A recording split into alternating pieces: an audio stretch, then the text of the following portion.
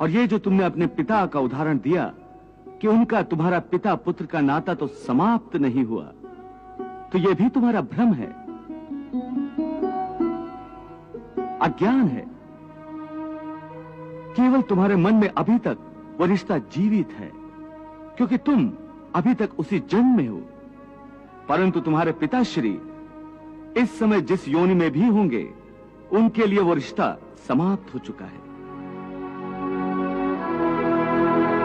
पिता की बात छोड़ो, अपनी बात करो। पिछले जन्म में जब तुम्हारी मृत्यु हुई होगी,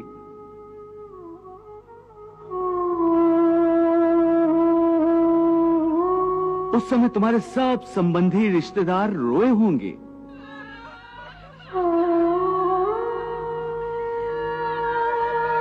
तुम्हारी पत्नी ने, तुम्हारे पुत्रों ने बहुत विलाप किया होगा।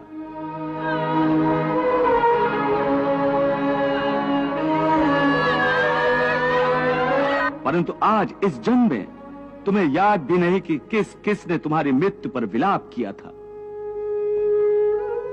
आज तुम्हारे लिए उनका या उनके रोने धोने का कोई मोल नहीं।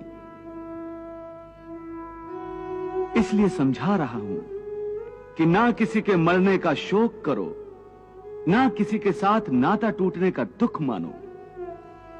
वैसे भी मेरी माया इतनी प्रबल है अर्जुन, कि जिन्हें तू समझता है कि तेरी मृत्यु के बाद शोक करेंगे, सारा जीवन रोते रहेंगे, वो भी असत्य है। मेरी माया के प्रभाव से थोड़े ही दिनों के बाद उन रोने वालों को तू फिर हंसता खेलता देखेगा।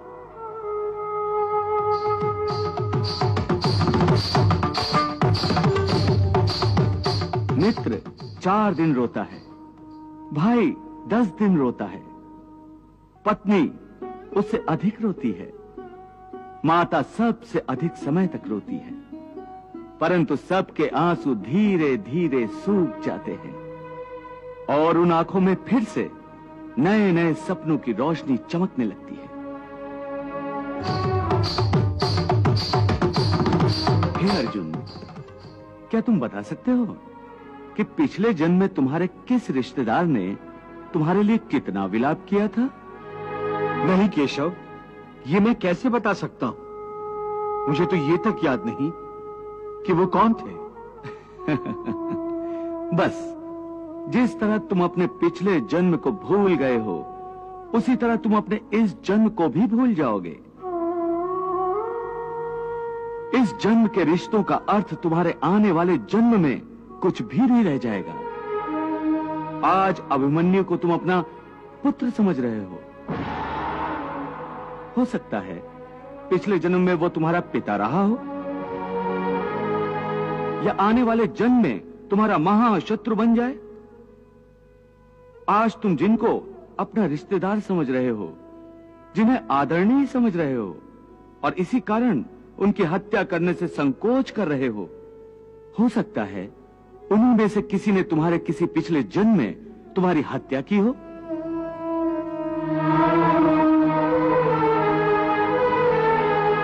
या तुम्हें अगले जन्म में उनकी हत्या कर दो। हे अर्जुन, ये रिश्ते शरीर के जन्म के साथ पैदा होते हैं और शरीर की मृत्यु के साथ मर जाते हैं। इसलिए इन रिश्ते नातों के चक्रव्यूह से बाहर आ जाओ। आत्मा अमर है, इस अमर सत्य को पहचानो। रिश्ते तो बदलते रहते हैं। परमेश्वर अपनी अमृतवाणी में बोलते हैं, कहते हैं कि मात पिता मिल जावेंगे, 184 माँ और सतगुर सेवा और ये बंदगी भाई फेर मिलन की ना। यदि हम मानव शरीर प्राप्त करके परमात्मा की भक्ति नहीं करते हैं, परम संत हमें नहीं मिलता है, या हमारी भक्ति में रुचि नहीं होती है और हम संसारी कार्य ही करते रहते हैं, माता पिता संतान संपत्ति में लिप्त रहते हैं, उसके लिए परमात्मा हमें आगाह करते हैं कि माता पिता तो भाई आगे हर योनि में तुम्हें प्राप्त होंगे। जैसे पशु पक्षी की योनि में जाओगे वहाँ भी माता पिता मिलेंगे। यही ममता होगी, इसी तरह आपका लगाव होगा एक दूसरे में। लेकिन मानव शरीर के अंदर माता पिता भी होंगे और साथ में परमात्मा प्राप्ति भी हो सकती है। तो वो शुभ समय और ये एक पुण्य में शरीर आपको प्राप्त हुआ है, इसका हमें पूरा लाभ उठाना चाहिए।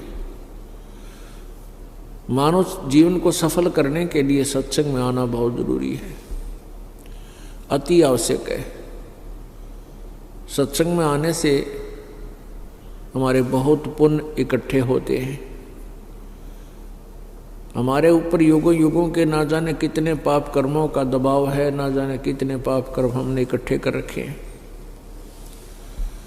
उन पापों को नाश करने की बहुत सी अन्य काफी तरीके परमात्मा ने बताए हैं, उन सभी को हमने अपनाना पड़ेगा।